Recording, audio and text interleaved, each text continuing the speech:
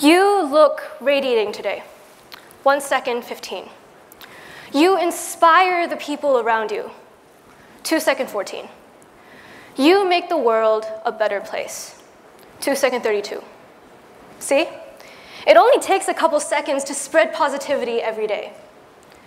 You may or may not realize this, but compliments are so important, not only to the people you direct them to, but also to yourself and the greater community around you.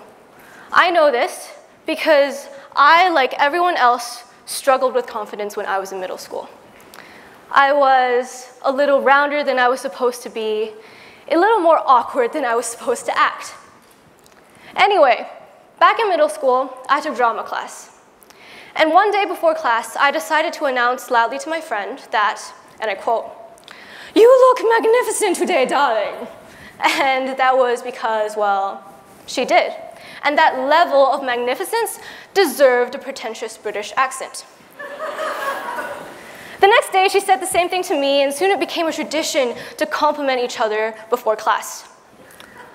Of course, in time, I found my confidence. But to this day, I'm still not sure if the credit should be given to those silly compliments. Either way, I know that they became very important to me. As a result, I am now a self-proclaimed narcissist. Because here's the thing, right? I love receiving compliments. Now, I want you to think back to the last time someone paid you a genuine compliment. Think back to how pride and love filled your heart and you can't help but smile. I love that feeling. And I love it so much that I want to help other people experience that good feeling more often. Here's why.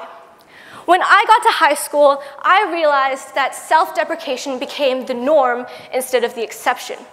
We've come to a point in time where we constantly get away with saying and believing that we were below other people. And this pattern of deprecation forms our mentality in how we treat ourselves and how we treat others. You see, my epiphany isn't just that compliments can help people. It's that we as a community lacked positivity, and therefore lacked the aptitude for happiness. Yes, happiness, the ultimate life goal. People always seem to think that happiness is this sort of be-all, end-all destination in this ladder that we call life.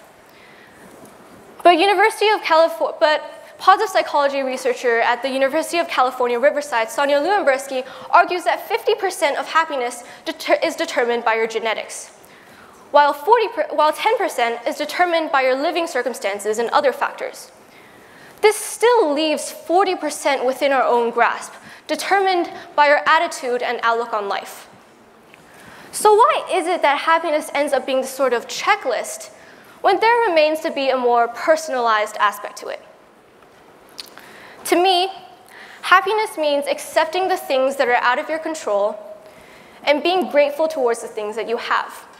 Note that my definition can be vastly different from yours, and that's okay. I'm not a happiness expert.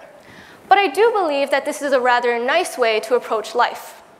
After all, there are so many places where your control has a limit. Your final semester GPA, the way you look in the mirror, the way other people perceive and judge you, and the list can go on. By accepting that your control has a limit, you therefore give yourself the power to go about focusing on improvement.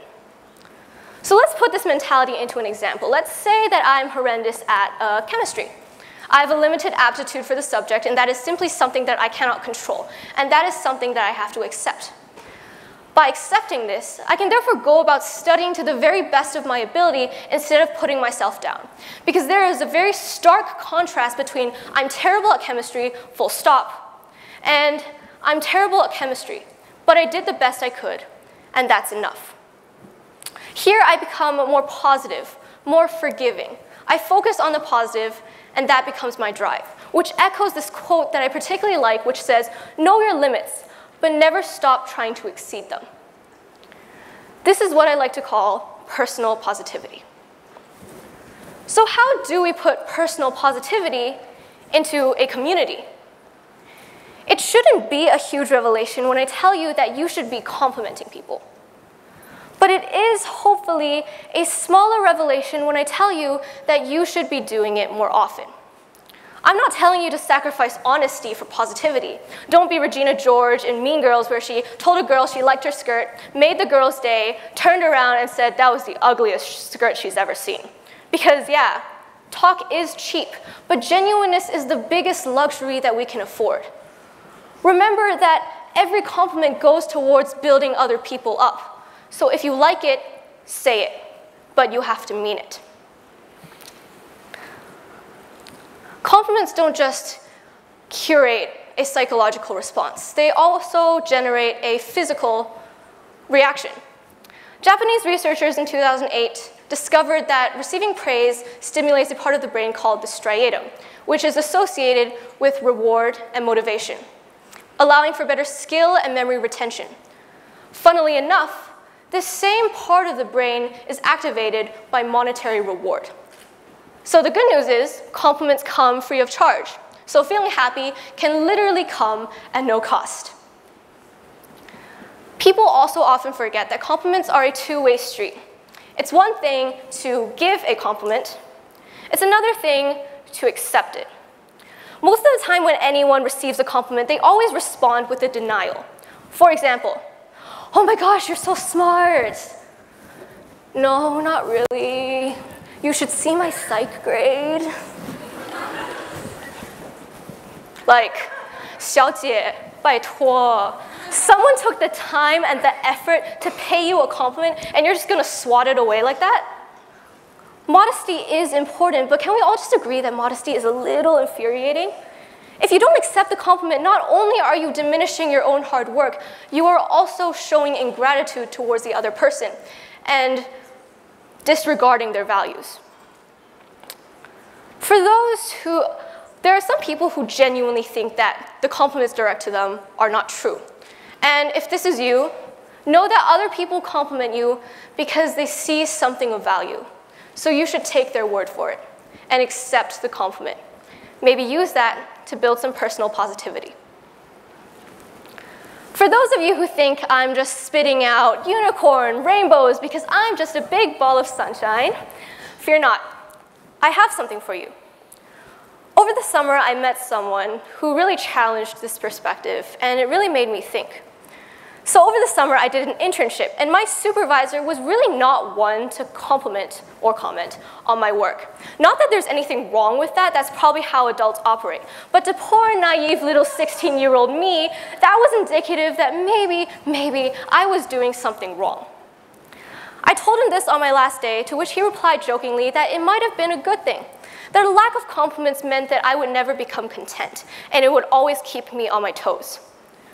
To some extent, it was true, because I ended up working really hard so I could impress him. I guess it worked, because in the end, he did compliment me. And they meant a lot, knowing that he just didn't hand out compliments very easily. So here's some food for thought. It's a known phenomenon that the more we have of something, the less in value it becomes. Applying this to compliments, does the same still stand? The answer is yes, but not quite. While it is definitely more flattering to receive a compliment from someone who doesn't regularly do so as opposed to someone who does, both compliments from either end come from a place of genuine appreciation, and that in itself is valuable enough. A compliment is a compliment no matter who it comes from. I am only standing here today telling you that you should compliment more people because I believe that this community lacks positivity, which causes high stress and low levels of happiness and general well-being. Of course, positivity does not only stop at the extent of compliments. In the bigger picture, it advocates for the mentality of positivity, specifically positive thinking. This attitude of approaching a problem with a positive attitude was tested extensively by positive psychology researcher Barbara Fredrickson, in which her broaden and build theory argues that this positive thinking mentality broadens your sense of possibility and allows you to sustain the skills needed for success. Positive thinking is also linked to better stress management and increased overall health. SAS, to some extent, prides itself in being an academically rigorous school, which is why I believe it's so important that happiness and positivity find a place here. run a club called the Happiness Project, which is my attempt at putting these values inside the school community. Working with the values of kindness, gratitude, and positivity, the Happiness Project strives to create an environment of joy and strives to decrease the stress that students feel in daily school life. It's an ongoing effort, hence the name project. Working inside the high school, we host a National Compliment Day. We have compliment cards on our club bulletin board that people can send out to others. At the end of each semester, we host a Treat Yourself Week, where we try to relieve the stress that comes with final exams. We were the people that put out the emoji beanbags and the hammocks, of which were so well received that all of the hammocks broke from overusage, and 2 of the beanbags went missing. Not that we mind necessarily, because the Happiness Project is here to serve the student community. Of course, trying to make the community more happy and more positive is no easy feat, and it's no one-man effort, because it takes an entire community to change a community. And while I do not hope to start a revolution here tonight, I hope that I can enlist you all in helping me with my vision. So if you would please put your hand over your heart. Because if there is anything that you get from this speech, let it be this. Promise that you will be kind. Promise that you will help others and compliment others. Promise that you will give thanks for the things that you have. And promise that you will spend a little time every day into spreading positivity. So to ensure that we end this on a positive note, would anyone be so kind as to pay me a compliment?